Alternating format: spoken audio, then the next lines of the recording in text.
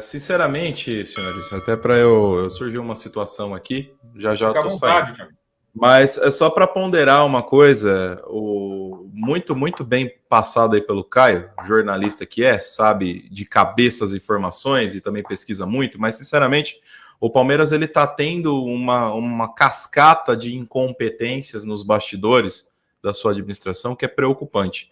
É claro que é aquela velha máxima, né? Quando ganha, não está tudo certo, quando perde, não está tudo errado.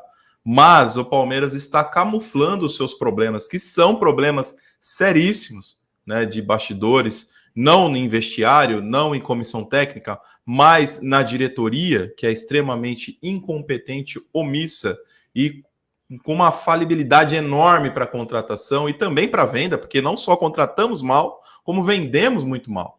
O Palmeiras hoje não tem, o Palmeiras hoje é foco de piada, de chacota no mercado do futebol, por quê? Porque não consegue trazer alguém que diz que vai trazer. Esse é o grande problema. O Palmeiras está sondando o jogador. É certeza que não vai vir. Por quê? Porque o Palmeiras deixou de ter aquela carteira forte na hora das contratações. E não é falta de dinheiro. Embora o Palmeiras não seja um clube multimilionário, né? Como dizem por aí, como a imprensa gosta de dizer que o Palmeiras tem esse monte de dinheiro até para descredenciar as conquistas do Palmeiras, mas o Palmeiras é um time equilibrado. E quando faz boas vendas, como é o caso, por exemplo, do Endrick, ao invés de fazer uma aplicação inteligente, faz aí uma pulverização não tão inteligente, trazendo jogadores meia boca, que sinceramente, não nada contra a pessoa, né, contra o jogador em si, eu não vejo um jogador, por exemplo, como esse Bruno, eu acho que é Bruno Guimarães, enfim, que Bruno chegou Rodrigues. Agora, Bruno Rodrigues, eu não vejo esse cara como titular do Paulista aqui da minha cidade, do Paulista de Jundiaí. Não tem potencial para estar no Palmeiras.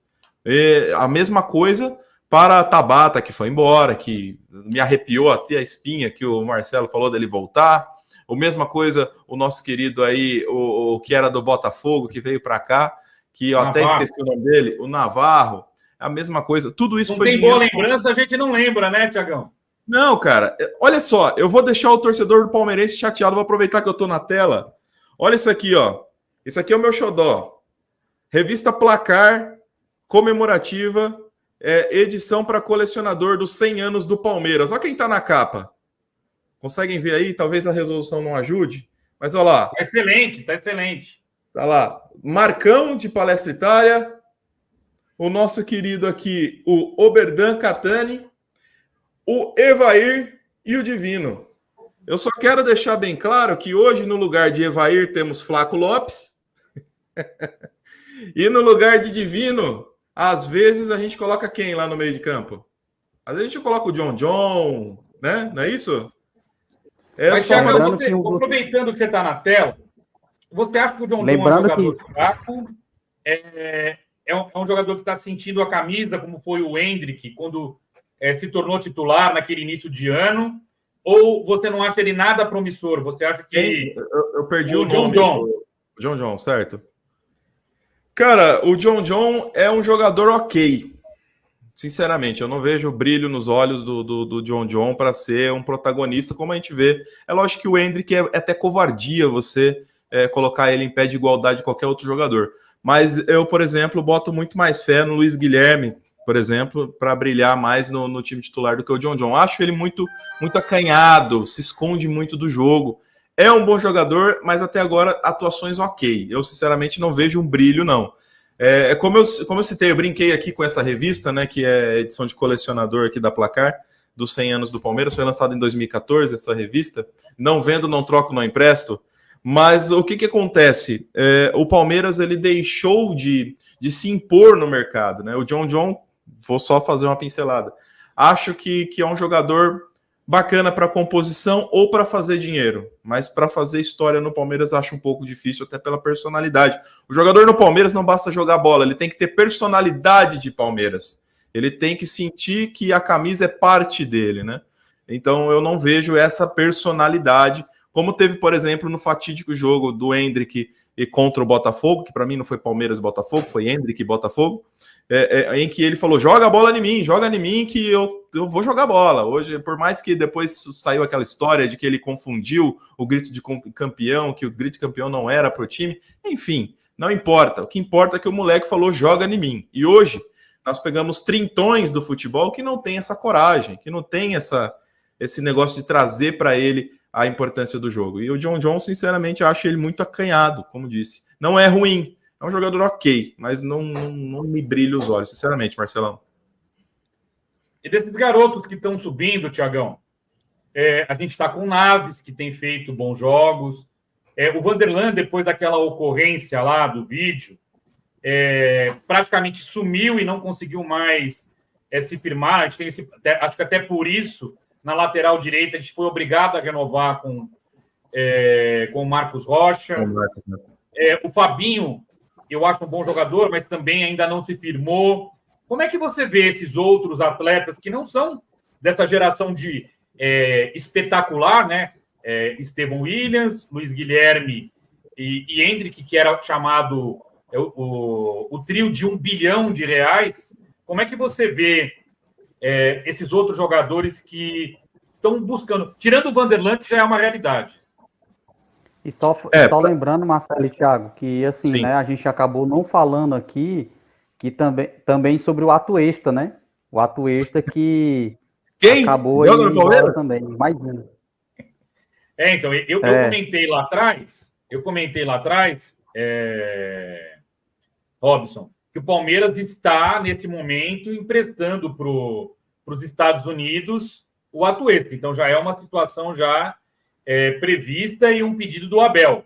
Se não me engano, até o clube o qual ele foi contratado, né? E aí, assim, não foram abertos os detalhes dessa situação, né? Que é uma coisa que preocupa. Um jogador que custou R$25 milhões, em quais condições ele vai ser emprestado? Mas vamos deixar o Thiagão, que está aí nos seus momentos finais de live aí, fazer essa última ponderação, aí depois dar o placar dele e fazer suas considerações finais.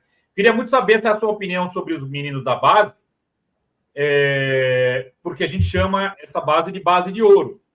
Mas a gente não conseguiu vender ninguém, tirando o Danilo, por um valor substancial.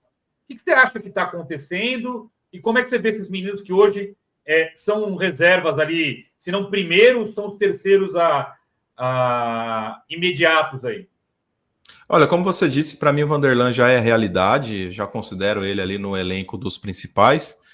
O Naves é um ótimo jogador também, dá para ver que ele tem uma maturidade muito grande para a posição e a posição exige isso.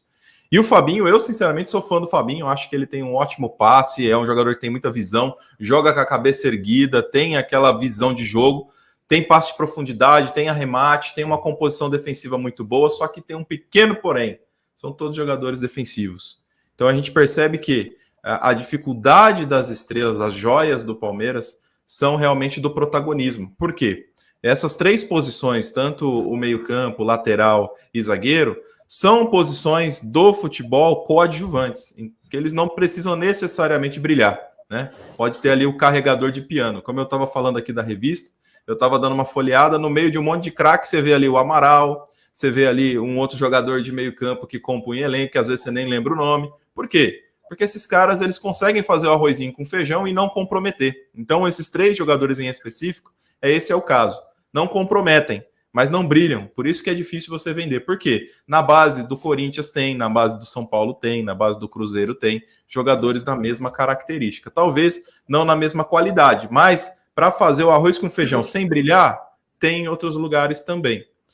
O trio de 1 bilhão seria o trio de 1 bilhão numa administração que sabe vender, né, Marcelo? Essa é a minha preocupação. Porque na hora de vender os nossos craques, eles não têm essa valorização. Justamente porque, como eu falei, o nosso poder de barganha ali, de negociação, é muito amador, muito amador. Com todo respeito aos defensores de Leila Pereira, mas olha, sinceramente, se não fosse o mago Abel Ferreira, a gente estaria muito enroscado nos últimos anos aí, porque a administração é pífia, é semi-amadora, não é nem amadora, né?